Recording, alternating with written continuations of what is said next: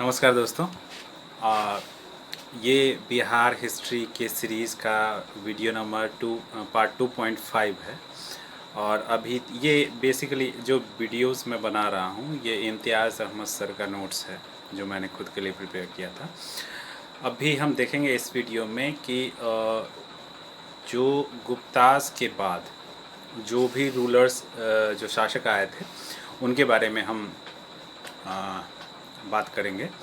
कृष्णगुप्त की बात करते हैं जो छठी 6th सेंचुरी एडी यानी कि छठी शताब्दी में रूल करते थे। इनका रिलेशन गुप्ताज़ के साथ नोन नहीं है, इसका कोई एविडेंस नहीं है। इसके बाद आते हैं कुमारगुप्त थ्री। कुमारगुप्त थ्री इनके शासकों ने मौखरी रूलर्स को यानी कि मौखरी शासकों को हराया था और इन्होंने अपना शासन प्रयाग तक एक्सटेंड कर लिया था, विस्तार कर लिया था। अब अगर ये तो बिहार की बात हो गई। इसी पीरियड में अगर बंगाल की हम बात करें तो बंगाल में उस समय गौड़ शासकों का राज था। गौड़ शासकों में नाम उनके बाद आता है शशांक का। शशांक इसलिए इम्पोर्टेंट है क्योंकि इन्होंने महाबोधि वृक्ष को नुकसान पहुंचाया था। एक क्वेश्चन पूछा भी गया है बीपीएससी में कि जो अभी बोध गया में वृक्ष है, बोधि वृक्ष, वो किस जेनरेशन का है। ठीक है, थोड़ा आंसर इसका डाउटफुल है, फोर्थ और फिफ्थ या फिर सिक्स में। बट इसका फाइनली बीपीएससी ने क्या आंसर दिया था इसको एक बार चेक कर लीजिएगा। ये थोड़ा डाउटफुल है। अभी जो बोधि वृक्ष है वहाँ पे आई थिंक लॉर्ड कुनिंघम ने लगाया था वहाँ पे। ठीक है, अब हर्ष जो थे वो 7वीं शताब्दी में उन्होंने माधव गुप्त को बिहार का शासक असाइन किया था। लेकिन हर्ष के बाद फिर से बिहार में उथल पुथल की स्थिति मच गई थी। कुछ लोकल जो स्थानीय शासक थे जिसमें कि अर्जुन का नाम आता है, उन्होंने क्या किया था, उनका करामात ये था कि चाइनीज़ जो पिलग्रिम्स आते थे उन पे वो अटैक करते थे। इसका नतीजा ये हुआ कि नेपाल और तिब्बत ने मिलकर के बिहार पे अटैक कर दिया और कुछ दिनों तक उन्होंने बिहार पे शासन भी किया। माधव गुप्त का जो साम्राज्य था उसके पुत्र ने उसका अंत किया।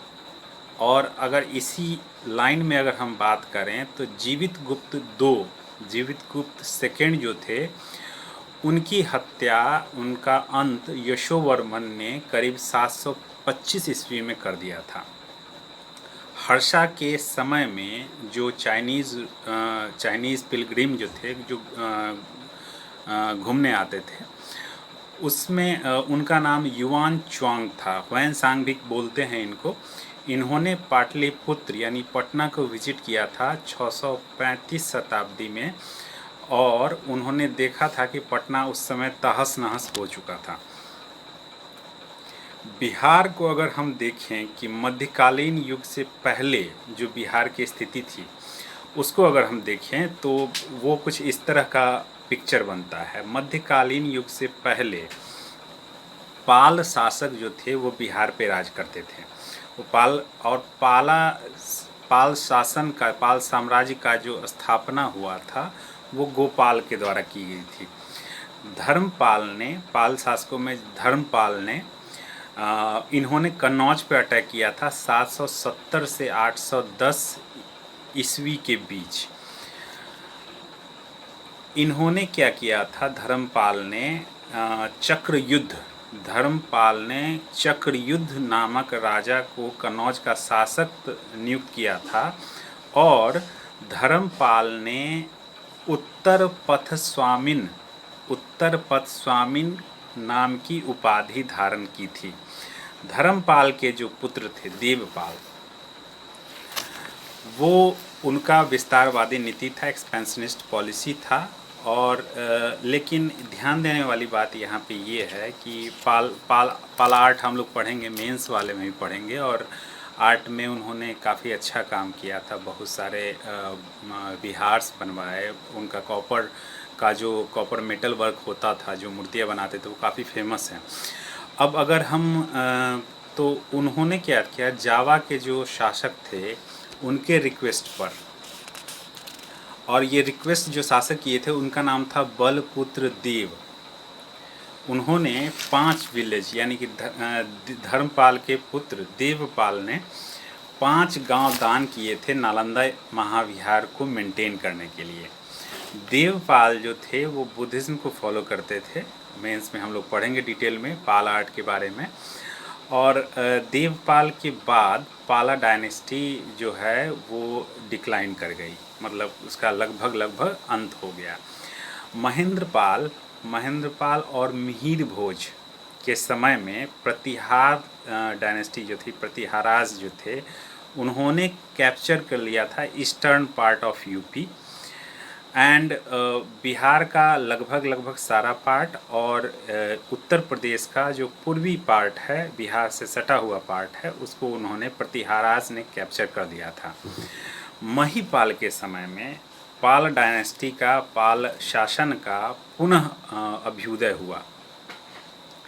ठीक है, 12वीं शताब्दी के अंत में तुर्क आक्रमण होने लगा था बिहार पे, और इसी में एक इम्पॉर्टेंट बात ये है कि गढ़वाल डायनेस्टी, गढ़वाल शासन जो था, उनके जो उनके जो शासक थे गोविंद चंद्र, इनका मनेर कॉपर इंक्रिप्शन है, जो ताम्रपत्र है वो ज़मीन के नीचे जो मिलता है, और ये इंक्रिप्शन है वो डिस्क्राइब करता है, बताता है एक टैक्स के बारे में। उस टैक्स का नाम था तुरुस्क दंड टैक्स। ठीक है, और ये टैक्स जो था वो किसानों से वसूला जाता था, और इस टैक्स से तुर्किश आक्रमण से बचाने के लिए रिसोर्सेस बनाए जाते थे। मतलब तुर्किश आक्रमण से बचाने के लिए तुरुस्क दंड टैक्स लगाया जाता था। इससे पहले भी हम बात कर चुके हैं कि पालाज जो थे उन्होंने बुद्धिज़्म को पैट्रोनाइज़ किया था, और धर्मपाल के समय में विक्रमशिला यूनिवर्सिटी की स्थापना हुई थी। धर्मपाल ने 200 विलेज नालंदा यूनिवर्सिटी को भी दान किए थे। ओदंतपुरी और जगदल यूनिवर्सिटीज़ जो थे, ये भी पाला शासकों के समय में ही स्थापित किए गए थे। ओदंतपुरी बिहार शरीफ को बोलते हैं, मॉडर्न बिहार शरीफ को। इसमें बुद्धिस्ट स्कॉलर्स जिनका नाम है शांता रक्षित और आतिश दीपांकर, 2 बुद्धिस्ट ज्ञानी जो हैं, स्कॉलर्स हैं, उनका नाम है शांता रक्षित और आतिश दीपांकर। ये तिब्बत गए थे इसी पीरियड में। ठीक है, अब पाला के समय में जो ब्रोंज स्टैचूज़ होते हैं, ये ब्रोंज स्टैचूज़ के ब्रोंज एक एलॉय होता है, brass is copper zinc and bronze is copper tin, copper और टीन का मिक्सचर होता है। एग्जैक्ट परसेंटेज मुझे नहीं याद है, बट ये ब्रोंज स्टैचूज़ के लिए काफ़ी फेमस थे पाला रूलर। अब थोड़ा सा इसमें बात करते हैं कर्नाट रूलर्स जो कि मिथिला में शासन करते थे। ये भी बहुत इम्पॉर्टेंट है, और कर्नाट शासकों के बारे में ऑलरेडी बीपीएससी क्वेश्चन पूछ चुका है। ये कर्नाट शासक जो थे 11वीं शताब्दी में इनकी स्थापना हुई थी, और ये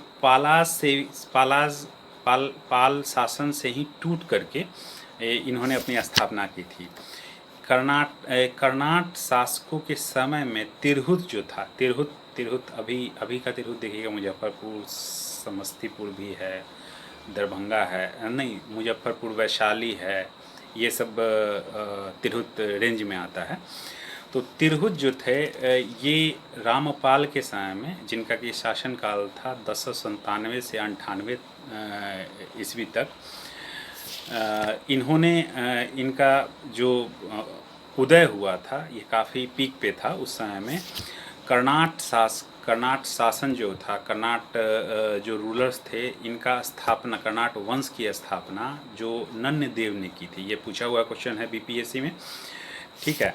नन्नदेव के जो पुत्र थे, इम्पोर्टेंट है, इनका नाम गंगदेव था। ठीक है, ये बहुत अच्छे एडमिनिस्ट्रेटर थे। थोड़ा सा इम्पोर्टेंट इसमें ये भी है कि जो कर्नाट रूलर्स थे, कर्नाट शासन थे, उनका जो कैपिटल था सिमरावगढ़ था। इम्पोर्टेंट है, शायद बीपीएससी में पूछा भी हुआ है ये, शायद। अब जो कर्नाट रूलर्स की बात कर रहे हैं तो इनके एक शासक थे नरसिंह देव। इनकी लड़ाई बंगाल के राजाओं से हुई थी और इन्होंने बख्तियार खिलजी से कॉपरेट किया था, जो नरसिंह देव थे, बंगाल के शासकों के साथ लड़ाई में, दुश्मन का दुश्मन दोस्त टाइप का। ठीक है, तो इन्होंने, नरसिंह देव ने कुछ गिफ्ट वगैरह भी देते थे, प्रेजेंट वगैरह देते थे बख्तियार खिलजी को। 13वीं शताब्दी की अगर बात करें तो तुर्क अटैक होने लगे थे कर्नाट रूलर्स पे।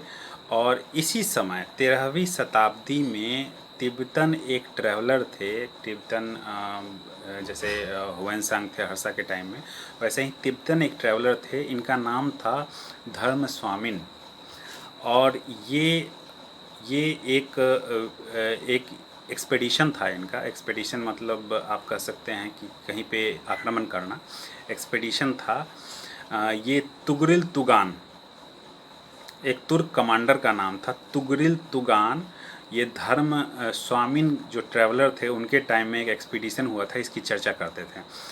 अब इस समय में जो ये तुगरिल तुगान जो है एक्सपीडिशन हुआ था, मतलब कहीं पे आक्रमण किए थे, उस समय में जो शासक थे, कर्नाट शासक थे, उनका नाम था राम सिंह देव। ठीक है, इम्पोर्टेंट है, इसको नोट कर लीजिएगा। अंततः गियासुद्दीन तुगलक ने 1324-25 में बंगाल पर जो आक्रमण किया था, उस काल में ही, उस समय में ही इस एरिया पर, कर्नाट वाले एरिया पर कैप्चर कर लिया था। और इस समय जो कर्नाट शासक थे, उनका नाम हरि सिंह देव था। हरि सिंह देव नेपाल की तराई भाग गए।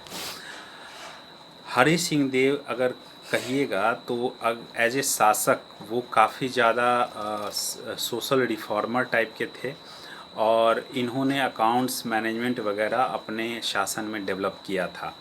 मैथिली सोसाइटी जो हम देखते हैं अभी, जो बिहार में मैथिली सोसाइटी का करंट स्टेट है, वो हरि सिंह देव के टाइम में ही मैच्योर हुआ था। ठीक है, इतना ही रखते हैं इस वीडियो में। मध्यकालीन बिहार के बारे में हम नेक्स्ट वीडियो में बात करते हैं। Thank you very much.